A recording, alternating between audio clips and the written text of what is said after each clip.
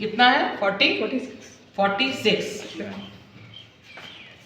क्या वेस्ट 46 का मतलब हो गया आपका 46 का हाफ करो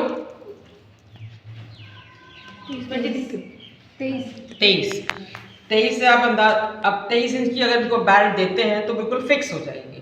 तो कम से कम इनको 4-5 इंची बढ़ती देना चाहिए, ठीक है ना। कमर से हाफ करके और उसमें 5 इंची बढ़ा दो तो ये 28 इंच की बेल्ट पड़ेगी, ठीक है ना। इनकी कम से कम ये 28 इंच की बेल्ट आएगी। सलवार लूज होती है, लूज फिटिंग में होती है। हाँ, उसके बाद आती है बात आपकी उस घेर की। तो वो कपड़े के ऊपर डिपेंड करता है कि आपके पास कितना कपड़ा है। अब हम इनको 30 इंच का आराम से हमने ये फोल्ड कर लिया, 30 इंच का घेर दे सकते हैं आराम से। तो 4 पल्ले हुए, 30 इंटू 4 कितना हो गया 12, 120 का मतलब हो गया 1.5 मीटर का। ये होता है 1.5 मीटर का। इंची टेप पूरा 1.5 मीटर का कहलाता है। और ये कितने इंच का होता है, ये 60, ठीक है ना। ये 60 इंच का होता है।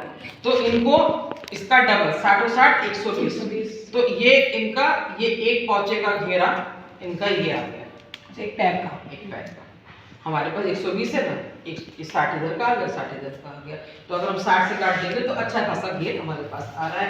ये इनका पैनल यहाँ 9 इंच का आराम से बन गया सेंटर का पैनल, इसमें भी कोई इश्यू नहीं है, ठीक है। आगे समझ में बात को, जो अगर हम हैवी साइज निकाल रहे हैं। अब आती है बात लेंथ, तो हमें ऊपर 6 इंच का बैट निकाल देना है, ठीक है। लेंथ कितनी है मैम 37 नहीं, कम से कम इसकी सलवार की लंबाई होनी चाहिए 38 तैयार। इनको 38 होनी चाहिए, इससे कम नहीं होनी चाहिए, वरना क्या वो पीछे से उचकेगी, ठीक है ना। 1 इंच।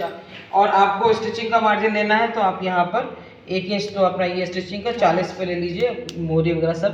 तो जो है सलवार की लेंथ कम से कम उनके पास 38 होनी चाहिए। इसकी हाइट और मेरी हाइट में अंतर नहीं है। मैं भी अगर सलवार पहनी। अच्छा, दूसरा क्या होता है ना, ये देखो जी मैम, ठीक है ना जी। ये आ गया हमारा, हम भी 38, क्योंकि क्या है ना, ऐसे आप नापते हो ना तो फॉल नहीं गिरेगा। फॉल नहीं आएगा तो सलवार का लुक नहीं आएगा।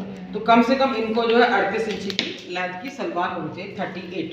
दूसरी चीज क्या आती है कि इसका